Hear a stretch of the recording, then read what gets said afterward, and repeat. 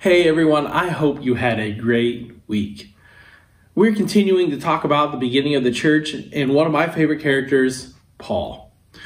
In the story that we talked about today, though, his name was Saul. And Saul was a believer in God. He believed in God so much and he followed the rules so much that it was his practice and his belief that anybody who spoke out against God should die. And because Saul didn't believe that Jesus was God's son, he thought anybody that believed in Jesus was guilty of following somebody other than God. And he would go around city to city, place to place, looking for people who believed in Jesus. And he'd have them put in prison or he'd have them killed. And so he'd gotten permission to travel to a far off place called Damascus. And on his way there, a bright light comes down, shines in his eyes, and he can't see, and there's a voice that says, Saul, Saul, why do you persecute me? Why do you hurt me? Why do you hunt after me? Why are you trying to kill me? And Saul's like, well, who is this? And the voice says, it's me, Jesus. And it's at that moment that Saul's life changes.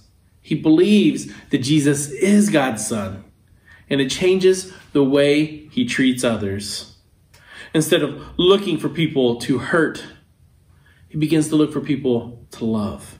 Instead of trying to stop the message of Jesus, he spreads the message of Jesus. He goes all over the world working harder than just about anybody else to spread the message of Jesus to the world.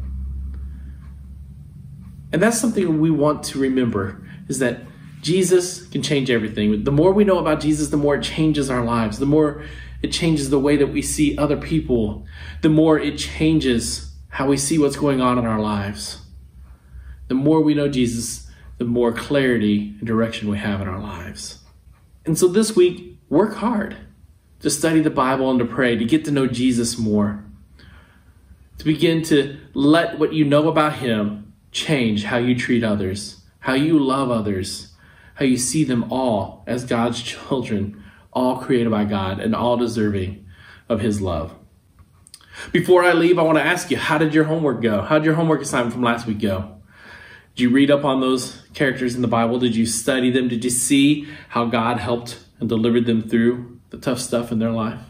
When you journaled some of those results, did it change your mind? Did you see how God is helping you and how you can rely on God more? I hope that, along with what's happening this week in the story of Saul, who later becomes Paul, and how the more we know Jesus, the more it changes us.